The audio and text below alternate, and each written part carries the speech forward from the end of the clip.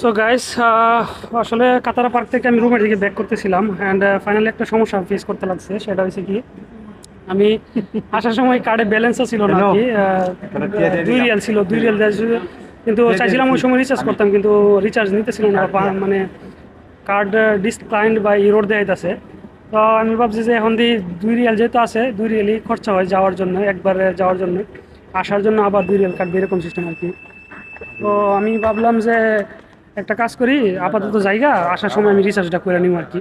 তো এখন যখন রিচার্জ করতাম গেছি, তো এই কার্ডটা কাজ করতেছে না বা ইয়ে করতেছে না কিছু আমার কাছে, মানে ক্যাশ নাই। সো কার্ড আছিল, কার্ডে আমি যখন পে করতে গেলাম তখন পে মানে কার্ডে পে হয়েছে এবং রিচার্জ হয়েছে 10 টাকা, কিন্তু আমার কার্ডে ব্যালেন্স দেখা যাচ্ছে না। আমার মনে হয় এটা যে ম্যাগনেটিক সিস্টেমটা আছে, যদি লং টাইম ব্যবহার করা না হয়, আমি প্রায় অনেক দিন ধরে, প্রায় 2 মাসের বা উপরে আমি এই কার্ডটা ব্যবহার করি না, হয়তো বা এই কারণে হয়তো বা দেখা গেছে যে কার্ডটা হয়তো বা কাজ করতেছে না আর কি। তো এরকম অনেক দিন হয়ে গেলে এরকম কাজ করে না আমার মনে হয় আর কি, কিন্তু অনেকবার ট্রাই করার পরে আমার কার্ডটা কাজ করছে আর কি। তো অলরেডি আমার ভিতরে, এটার ভিতরে 8 রিয়াল আছে।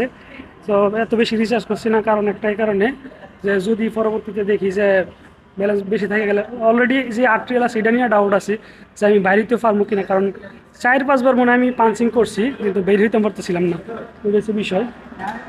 অলরেডি আমাদের ট্রেন হিসাব হচ্ছে, এটা ফ্যামিলি। সো গাইস, ট্রেনও এসে পড়ছে, আমরা ট্রেনে ডাইরেক্ট ঢুকে গেছি।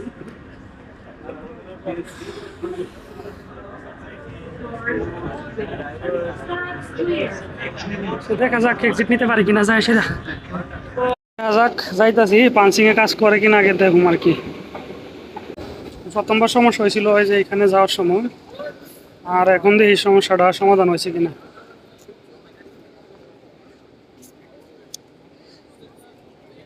Not working, like this. কাজ করছে।